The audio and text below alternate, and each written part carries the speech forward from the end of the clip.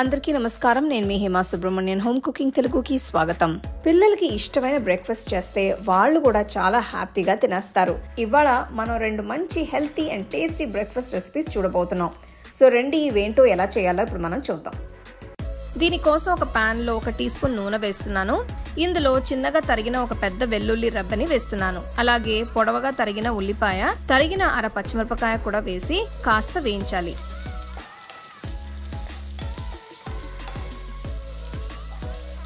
ఉల్లిపాయలు రంగు మారిన తర్వాత నేను పాలకూర ఆకుల్ని వేస్తున్నాను.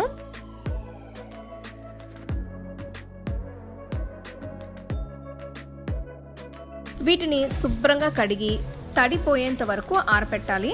ఇవి ఇలా పొడిగా ఉంటేనే ఈ రెసిపీకి బాగుంటుంది. పొయ్యిని లో ఫ్లేమ్లో ఉంచి పాలకూరని పూర్తిగా కాకుండా హాఫ్ కుక్ చేయాలి. ఇవి లైట్గా మగ్గిన తర్వాత కొద్దిగా ఉప్పు వేస్తున్నాను. మరీ ఎక్కువ కాదు, జస్ట్ దీనికి టేస్ట్ యాడ్ చేయడం కోసం మాత్రమే. తర్వాత కాస్త మిరియాల పొడి కూడా వేసుకోవాలి.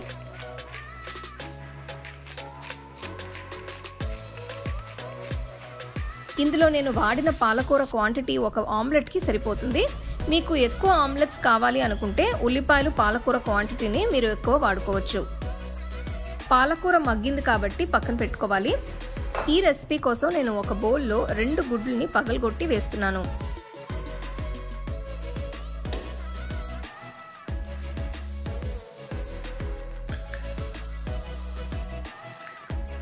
ఇందులో కూడా రుచికి సరిపడా ఉప్పు వేసుకోవాలి. అలాగే కొంచెం మిరియాల పొడి కూడా వేసుకోవాలి.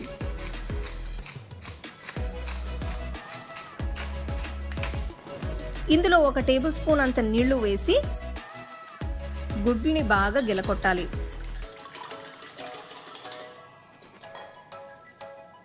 ఇప్పుడు అదే ప్యాన్లో 1 టీ స్పూన్ నూనె వేసి ప్యాన్ లోపల అంతా స్ప్రెడ్ చేయాలి. ఆమ్లెట్ వేసే ముందు గుడ్లని ఇంకొకసారి గిలకొట్టాలి. ఈ మిశ్రమాన్ని ఇలా ప్యాన్లో వేస్తున్నాను.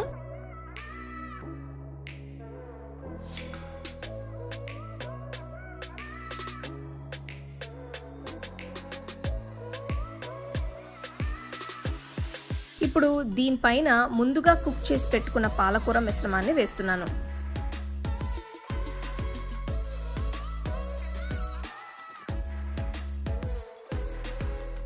పొయ్యిని లో ఫ్లేమ్లో ఉంచి ఆమ్లెట్ని వేయించాలి. ఇలా ఒకవైపు కాలిన తర్వాత ఇంకొక వైపుకు తిప్పి కుక్ చేయాలి.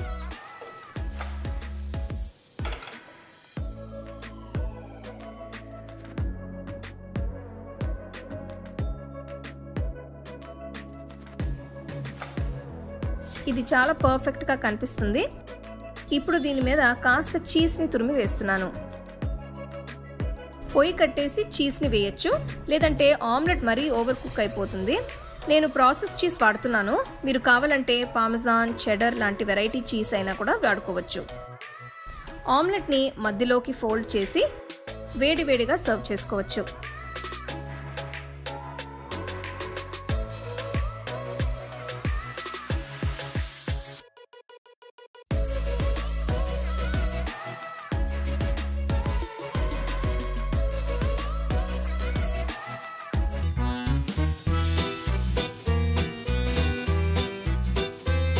ఈ రెసిపీ కోసం నేను ఒక ఫుల్ బ్రెడ్ లోఫ్ని తీసుకుంటున్నాను. ఇలా చేయడం వల్ల నాకు కావాల్సిన థిక్నెస్లో నేను బ్రెడ్ స్లైసెస్ని కట్ చేసుకునే వీలుంటుంది. నేను వీటిని ఆల్మోస్ట్ 1 అంగుళం అంత థిక్నెస్ ఉండేట్టు కట్ చేస్తున్నాను. ఒకవేళ మీకు ఇలా ఫుల్ బ్రెడ్ లోఫ్ దొరక్కపోతే మామూలు బ్రెడ్ స్లైసెస్ని కూడా వాడుకోవచ్చు. ఈ రెసిపీ కోసం ఒక గుడ్డు మిశ్రమాన్ని తయారు చేయాలి. దీనికోసం నేను ఒక బౌల్లో 3 ఎగ్స్ని పగలగొట్టి వేస్తున్నాను. ఇందులో 1/2 కప్ చాక్లెట్ మిల్క్ వేసుకోవాలి. తర్వాత 2 టీ స్పూన్ల brown sugar, 1 teaspoon vanilla essence, 1/2 teaspoon cocoa పొడి వేసి అన్నిటినీ బాగా గిలకొట్టాలి. ఒకవేళ మీకు బ్రౌన్ షుగర్ దొరకకపోతే మామూలుగా వాడే వైట్ షుగర్ని కూడా వేసుకోవచ్చు. చూస్తున్నారు కదా, ఇదంతా ఇలా బాగా కలపాలి. గుడ్డు మిశ్రమం తయారైనట్టే. నెక్స్ట్ దీన్ని కొంచెం తీసుకొని ఒక ప్లేట్లో వేస్తున్నాను.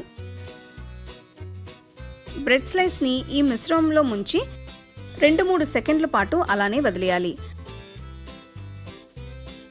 ఆ తర్వాత ఇంకొక వైపు తిప్పి పెట్టాలి. అప్పుడే ఈ మిశ్రమాన్ని స్లైసెస్ బాగా పీల్చుకుంటాయి. టోస్ట్ చేయడానికి నేను ఒక ప్యాన్లో కొద్దిగా వెన్న వేస్తున్నాను.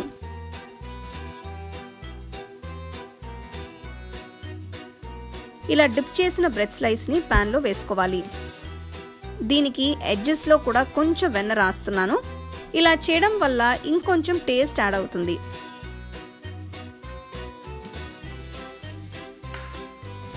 ఒకవైపు కాలిన తర్వాత ఈ స్లైస్ని రెండో వైపుకు తిప్పి కాల్చాలి. అంతే, చాక్లెట్ ఫ్రెంచ్ టోస్ట్ తయారైనట్టే. మిగిలిన స్లైసెస్ని కూడా సేమ్ ప్రొసీజర్ ఫాలో అయ్యి టోస్ట్ చేయాలి. ఒక గిన్నెలో 1/2 కప్ ఫ్రెష్ క్రీమ్,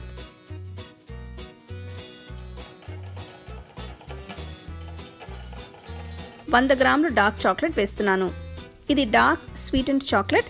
పొయ్యిని లో ఫ్లేమ్లో ఉంచి చాక్లెట్ మొత్తం కరిగేంత వరకు దీన్ని కలుపుతూ ఉండాలి.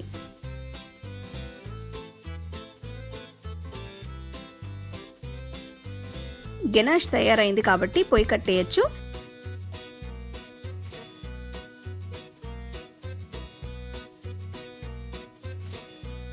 గెనాష్ని ఇలా వేయించిన బ్రెడ్ స్లైసెస్ మీద వేయాలి. మీకు కావాలంటే ఇలా చాక్లెట్ చిప్స్ తరిగిన నట్స్తో గార్నిష్ చేయొచ్చు. అంతే, చాలా యమ్మీగా ఉండే చాక్లెట్ ఫ్రెంచ్ టోస్ట్ తయారైనట్టే. ఇట్లా డిఫరెంట్గా టేస్టీగా చేస్తే పిల్లలు కూడా ఫస్ట్ చేయకుండా చాలా ఎంజాయ్ చేస్తుంటారు. తప్పకుండా ఈ రెండు ట్రై చేసి ఎలా ఉందో నాకు చెప్పండి. అలాగే నా రెసిపీస్ అని చూడాలంటే హోమ్ కుకింగ్ తెలుగు ఛానల్ని లైక్ చేసి, షేర్ చేసి, సబ్స్క్రైబ్ చేయండి. You can now buy the second edition of our home cooking book at shop.homecookingshow.in.